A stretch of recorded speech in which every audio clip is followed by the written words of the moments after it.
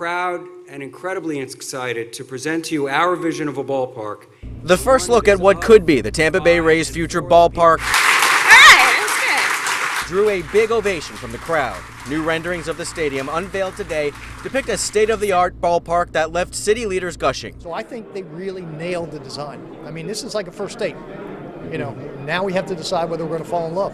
And that has always come down to cost. More than $890 million total to construct the stadium and build up the surrounding area. Mayor Bob Buckhorn and other leaders maintain the funding has to come from the team and private donors. And if it doesn't pencil out, and if it doesn't inure to the good of the community in the long term, we need to be prepared to walk away. Financing is the one topic Rays owner Stu Sternberg barely addressed today.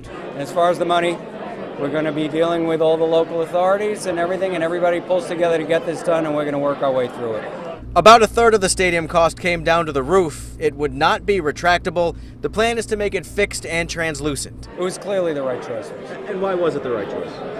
Due to cost, due to what it does for the fan experience inside as well. We also want to talk about how flexible this ballpark is. Rays executives are touting the rest of the design as something that can be used year-round. It would seat more than 28,000 fans with a capacity of about 30,000.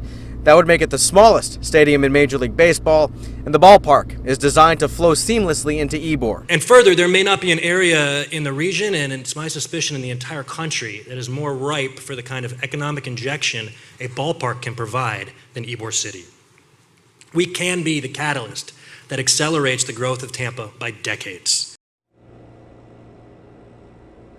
And another big concern that came up is parking, and it really doesn't sound like there's a concrete plan at this point to address how many spots they're going to need. Rays stadium developers say there are 23,000 parking spots within about a mile of where the stadium is planned, and if you recall, that's between Channelside, East 4th Avenue, North 15th Street, and Adamo Drive. But beyond that, there's really no plan at this point to build up any structures to accommodate some additional parking. So that's something, Mark, that's going to have to be addressed as they move forward as well. I know a lot of questions, but this would be the starting point for at least now we know exactly what we're going to get if this money somewhere is revealed. Yeah. Aaron, thanks very much. Here's what St. Pete Mayor Rick Kreisman had to say, though, about today's announcement. Today, he said, represents another step in the process for the Tampa Bay Rays, as stadium renderings are necessary in order to generate enthusiasm in a community. He goes on to say this is also another step in the process for the city of St. Petersburg.